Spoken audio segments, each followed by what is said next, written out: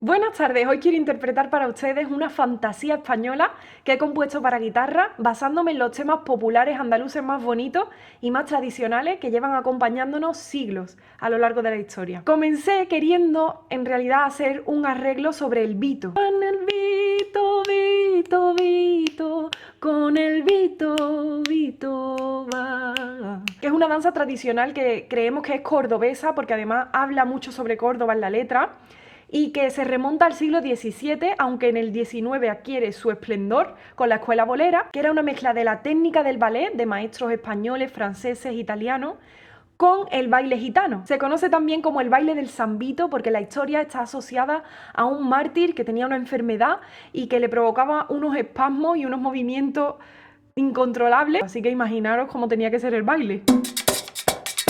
Está construida sobre la cadencia andaluza que os explico en mi vídeo La armonía del flamenco, y esa mezcla del baile que se exportó al ballet, a la ópera y al teatro también se hizo y se desarrolló en fiestas que pagaban extranjeros que venían a Andalucía en busca de ese exotismo de lo árabe, de esas convivencias de cultura que había habido en Andalucía. El Vito se bailaba en muchas de esas fiestas y además era muy característico porque se hacía sobre una mesa, se ponía una copita de vino o de aguardiente y tenía que bailar sobre la mesa sin tirar la copa. Ahí estaba el arte y la elegancia. Y se bailaba con otros bailes como el olé, que además tiraba el sombrero. Todo esto lo sabemos porque entre esos extranjeros había muchos artistas que buscaban inspiración para sus obras, para sus libros, para sus pinturas, porque lo tenemos en muchos cuadros reflejados. Aparece el Vito además en una litografía de Goya, y muchos músicos que se inspiraron en esos bailes y en esas músicas para escribir sus sonatas, sinfonías, fantasías, etc. Entre ellos Gottschalk, como podemos encontrar en su Souvenir de Andalucía. Pues bien, yo quería hacer el arreglo sobre el Vito, pero luego instintivamente se me fue yendo a otras melodías también, como la malagueña de Lecuona,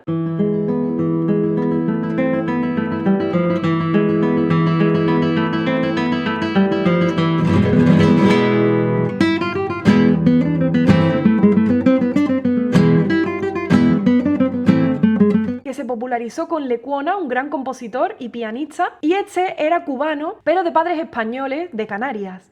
Probablemente por esto conoció esa melodía popular que hoy conocemos como malagueña, pero que Gottschalk la introdujo un siglo antes que él en su Souvenir de Andalucía, que Gottschalk además nombra como fandango. Probablemente se popularizó mucho más la de Lecuona por Paco de Lucía, porque él hizo como un arreglo, la rescató en uno de sus discos, titulándola como La malagueña de Lecuona, para guitarra. Hemos creído que esto lo compuso Lecuona, pero realmente Lecuona fue un gran compositor más que hizo un arreglo o una fantasía, una composición sobre este tema popular, y realmente si lo escuchamos hoy ni es una malagueña ni es un fandango si la comparamos con los géneros actuales del flamenco, pues han ido cambiando a lo largo de la historia como prácticamente todos los géneros musicales. Incluso Scarlatti compuso fandangos y estaban dentro de la música clásica, pero también estaban en el pueblo. Eso es como decir, ¿qué fue antes, el huevo o la gallina?